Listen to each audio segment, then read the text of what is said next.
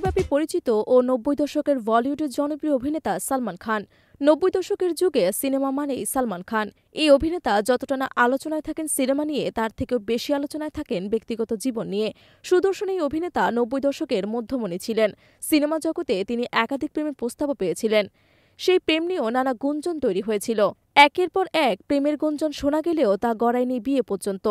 একাধিক নায়িকা তার জীবনে এসেছেন, থেকেছেন, এমনকি চলেও গেছেন। তার সিনেমা জীবন যতটা না সফল, তার ব্যক্তিগত জীবন ততটাই ব্যর্থতায় ভরপুর। সম্প্রতি তিনি সংবাদের শিরোনামে এসেছেন। বয়স ছুঁয়েছে ৬০, কিন্তু এখনও বিয়ে করেননি সালমান খান। তবে তার বাবা হওয়ার ইচ্ছা কখনো কমেনি।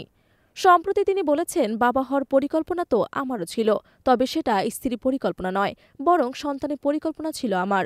তবে তিনি আরও জানিয়েছেন, আইনি বাধার কারণে তিনি সন্তান গ্রহণ করতে পারছেন না। ভারতীয় আইনের কারণে আমি চাইলেও বাবা হতে পারব না। এটা আমার জন্য খুবই দুঃখজনক।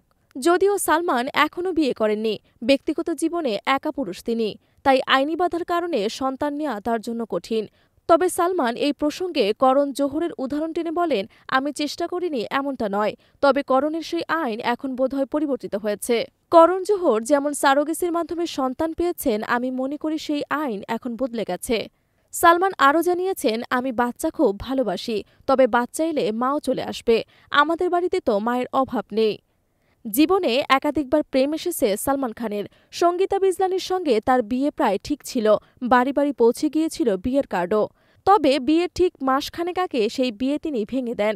কখনো ঐশ্বরিয়া, কখনো বা ক্যাটরিনা, তার প্রেমিকার সংখ্যা একাধিক। তবে শেষমেশ কোনো সম্পর্কই পরিণতি পায়নি। এই মুহূর্তে সিঙ্গেলই রয়েছেন তিনি। বিয়েরও কোনো পরিকল্পনা নেই তার। সর্বশেষ তিনি জানিয়েছেন, আমাকে বাবা হওয়ার সুযোগ দেয়া হোক। দর্শকের মনে প্রশ্ন, তাহলে সত্যিই কি বাবা হতে চলেছেন এই নায়ক?